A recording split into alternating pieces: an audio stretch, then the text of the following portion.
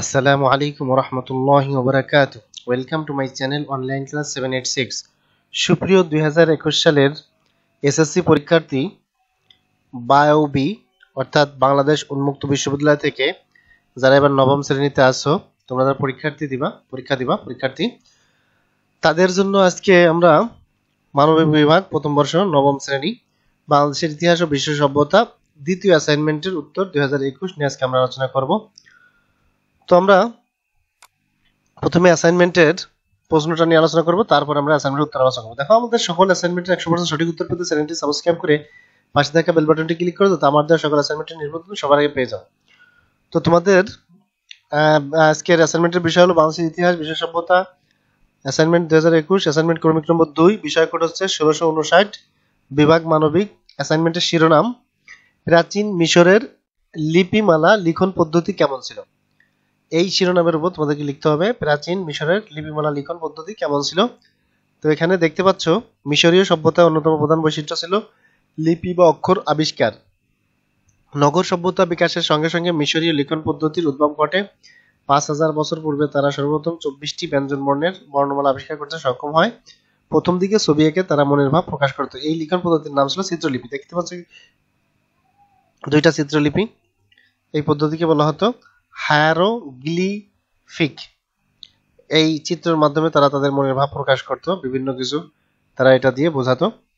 এখানে আরো কিছু চিত্র দেখো, তোমরা দেখতে পাচ্ছ অনেক ধরনের চিত্র। এখানে চোখের মতো দেখা যায়, এরপরে এখানে মানুষের ছবির মতো অঙ্কন আছে, এরপরে টিভির পর্দার মতো অঙ্কন আছে। মানে বিভিন্ন রকমের প্রতীক তারা ব্যবহার করতো বিভিন্ন কিছু বোঝানোর জন্য। তো এখানে দেখো এই চিত্রলিপিকে বলা হয় হায়ারোগ্লিফিক বা পবিত্র অক্ষর। মিশরীয়রা নল খাগড়া জাতীয় গাছের মণ্ড থেকে কাগজ বানাতে শেখে। পরে এই কাগজের উপর তারা লিখতে শুরু করে। গ্রিকরা এই কাগজের নাম দেয় প্যাপিরাস।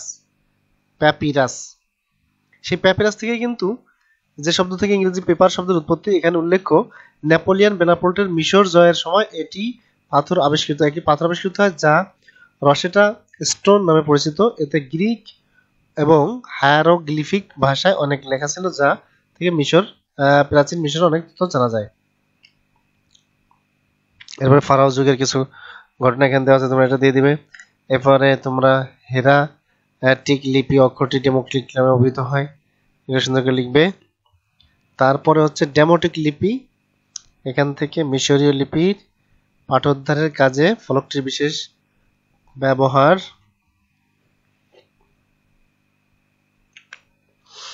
প্রাচীন মিশরবাসী লেখার জন্য দোয়াত এবং কলম তৈরি করত।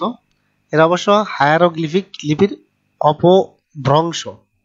এখান থেকে তোমরা সুন্দর করে এটা লিখে দিবে। মিশরের লিখন পদ্ধতি প্রসঙ্গে রসেটা ফলকের উল্লেখ অবশ্যই করা দরকার।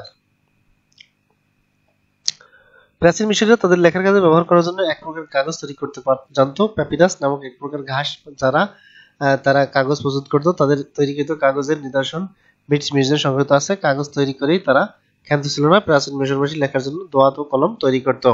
তো এই ছিল তোমাদের আজকের দ্বিতীয় সপ্তাহের অ্যাসাইনমেন্ট। আশা করি তোমরা বুঝতে পেরেছো। অবশ্যই ভিডিওতে একটি লাইক দিয়ে দিবে, বন্ধুদের মধ্যে ভিডিওটি শেয়ার করবে। আমার চ্যানেলে যদি তোমরা নতুন হয়ে থাকো চ্যানেলটি সাবস্ক্রাইব করবে, আর আগে যদি সাবস্ক্রাইব করে থাকো তো তোমাদেরকে অসংখ্য ধন্যবাদ। তোমরা ভালো থাকো, সুস্থ থাকো। পরবর্তী অ্যাসাইনমেন্টের উত্তর লেখার আমন্ত্রণ জানিয়ে এখানে শেষ করছি। আল্লাহ হাফেজ।